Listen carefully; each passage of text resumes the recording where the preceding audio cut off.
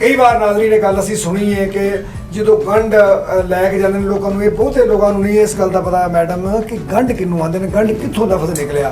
गंढ मैं दस दिया नाज़रीन ने कि गंढ का लफ्ज़ इत्थों निकलिया है कि जो लोग उदों अनपढ़ दौर से लोगों ने एक धागा लैना या रस्सी लैनी, उन्होंने 20 गंढा मार देनिया जाके कमी नूं मोची नाई नूं आखना जाके ते मेरे भैन नूं मेरे सहुरिਆਂ ਨੂੰ मेरी धी नूं जाके दस दे फलाने दिन नूं 20 दिन नूं साडे घर चाही टुकड़ी तूं 2 दिन पहलू 1 दिन पहलू मेल दे तां ते आउणा उन्हें की करना जाके आखना लो जी आ गंढ जे वो धागा देना तो उन्हें रोज़ की एक गंढ खोलनी, जिस दिन एक गंढ रही उन्होंने समझ आ जानी कि हम परसों ब्याह अज असीं टुर पाईए।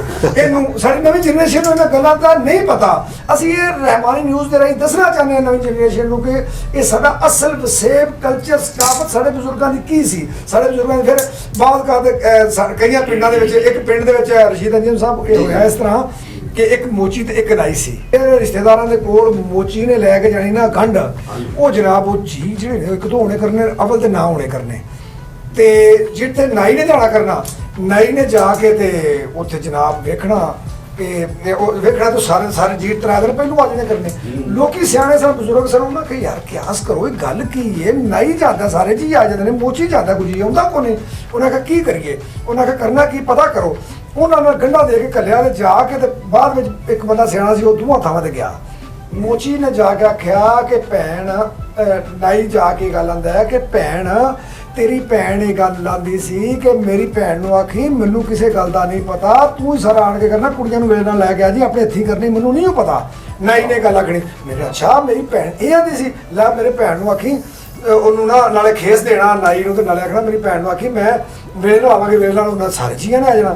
ਮੋਚੀ ਨੇ ਜਾ ਕੇ ਆਖਣਾ ਭੈਣ ਆ ਗੰਢ ਆਈ ਹੈ ਤੁਹਾਡੀ ਤੇ ਮੈਂ ਫਲਾਣੇ ਪਿੰਡੋਂ ਆਇਆ ਤੇ ਫਲਾਣਾ ਚੌਧਰੀ ਨੇ ਮੈਨੂੰ ਘੱਲਿਆ ਤੇ ਅੱਛਾ ਅੱਛਾ ਤੇ ਬਹਿ ਜਾ ਆਏ ਚਲੋ ਰੋਟੀ ਟੁੱਕਰ ਖਾ ਲਾ ਵੀਰ ਤੂੰ ਦੂਰੋਂ ਟੁਰਦਾ ਆਇਆ ਰੋਟੀ ਟੁੱਕਰ ਖਾ ਲਿਆ ਬਹਿ ਕੇ ਹੋਰ ਫਿਰ ਭੈਣ ਫਿਰ ਸਾਰੀ ਖੈਰ ਭਰਾ ਸਰਾ ਪਿੰਡ ਦਾ ਕੀ ਹਾਲ ਚਾਲ ਸਾਰਾ ਖੈਰ ਆਏ ਸਾਰਾ ਠੀਕ ਉਹ ਆਦੇ ਸਨ ਗੰਢ ਦੇ ਦੇਈ ਤੇ ਜੇ ਆਉਣਾ ਹੋਇਆ ਤੇ ਆ ਜਾਣਗੇ ਨਾ ਆਉਣਾ ਤਾਂ ਉਹਨਾਂ ਦੀ ਮਰਜ਼ੀ। ਉਹਨਾਂ ਮਰ ਗਿਆ ਬਈ ਉਹਨਾਂ ਆਖਣਾ ਕਿ ਅੱਛਾ ਇੰਜਾਂ ਦੇਣ ਕੋਈ ਨਹੀਂ ਜਾਣਾ ਨਹੀਂ ਕੁੜੀਏ ਜੇ ਸਾਨੂੰ ਇਸ ਸਾਨੂੰ ਉੱਥੇ ਗਿਆ ਨੂੰ ਟੁੱਟਾ ਲਿੱਤਰ ਨਹੀਂ ਮਾਰਦੀਆਂ ਸਾਨੂੰ ਕਦੀ ਦੂਸਰੀ ਵਾਰ ਕਿਸੇ ਪੁੱਛਿਆ ਕੋ ਨਹੀਂ ਅੱਗੇ ਪਿਛਲੇ ਵਿਆਹ ਦੇ ਸਾਨੂੰ ਉਹਨਾਂ ਇਸ ਤਰ੍ਹਾਂ ਹੀ ਕੀਤੀ ਹੈ। ਯਾਨੀ ਕਿ ਉਹ ਇੱਕ ਵਿੱਚ ਜਿਹੜਾ ਵਿਚੋਲਾ ਹੁੰਦਾ ਨਾ ਉਹ ਲੋਕਾਂ ਨੂੰ ਨੇੜੇ ਮਿਲਾਉਣ ਵਾਲਾ ਹੁੰਦਾ ਹੈ। ਤੇ ਇਹ ਮੈਂ ਹਮੇਸ਼ਾ ਇਹ ਗੱਲ ਕਰਨਾ ਕਿ ਨਾਜ਼ਰੀਨ ਸਾਨੂੰ ਚਾਹੀਦਾ ਹੈ ਕਿ ਅਸੀਂ ਸੂਈ ਧਾਗਾ ਬਣੀਏ ਕੈਂਚੀ ਨਾ ਬਣੀਏ। ਉਹ ਨਾਈ ਜਿਹੜਾ ਹੈ ਉਹ ਸੂਈ ਧਾਗੇ ਦਾ ਕੰਮ ਕਰਦਾ ਸੀ, ਉਹ ਮਿਲਾਉਂਦਾ ਸੀ ਲੋਕਾਂ ਨੂੰ। ਤੁਹਾਡੀ ਜ਼ਬਾਨ ਤੋਂ ਤੁਹਾਡੇ ਬੋਲ ਤੋਂ ਲੋਕਾਂ ਦੀ ਅਗਰ ਸੁਲ੍ਹਾ ਹੋ ਜਾਂਦੀ ਹੈ, ਲੋਕਾਂ ਦੀ ਇੱਕ ਦੂਸਰੇ ਦਿਲ ਦੇ ਵਿੱਚ ਮੁਹੱਬਤ ਪੈਦਾ ਹੋ ਜਾਂਦੀ ਹੈ, ਤੁਹਾਡੇ ਜ਼ਿਆਦਾ ਚੰਗਾ ਕੋਈ ਨਹੀਂ। ਅਗਰ ਤੁਸੀਂ ਇੱਕ ਦੂਸਰੇ ਨੂੰ ਆਪਸ ਦੇ ਵਿੱਚ ਦੋ ਜਣਿਆਂ ਨੂੰ ਆਪਸ ਵਿੱਚ ਲੜਾਉਂਦੇ ਹੋ ਤਾਂ ਤੁਹਾਡੇ ਜਿਹਦਾ ਬੁਰਾ ਕੋਈ ਨਹੀਂ। ਹਜ਼ੂਰ ਪਾਕ ਸੱਲੱਲਾਹੁ ਅਲੈहि ਵਸੱਲਮ ਨੇ ਫਰਮਾਇਆ ਕਿ ਦੁਨੀਆ ਦਾ ਸਭ ਤੋਂ ਭੈੜਾ ਬੰਦਾ ਹੋਵੇ ਜਿਹੜਾ ਦੋ ਜਣਿਆਂ 'ਚ ਲੜਾਈ ਕਰਾਉਂਦਾ ਹੈ ਤੇ ਸਭ ਤੋਂ ਚੰਗਾ ਬੰਦਾ ਹੋਵੇ ਜਿਹੜਾ ਦੋ ਜਣਿਆਂ ਨੂੰ ਮਿਲਾਉਂਦਾ ਹੈ। हजूर पाक सल्लल्लाहु अलैहि वसल्लम ने इस हदीस तो या इस फरमान तो बाद मैं ये गल आखांगा कि पूरा कम नहीं लोगो फतूर जा गर्म था नहीं तंदूर जा मिठा फल नहीं खजूर जा। दुनिया ते लख नबी होए सोना नबी नहीं होया हजूर जी।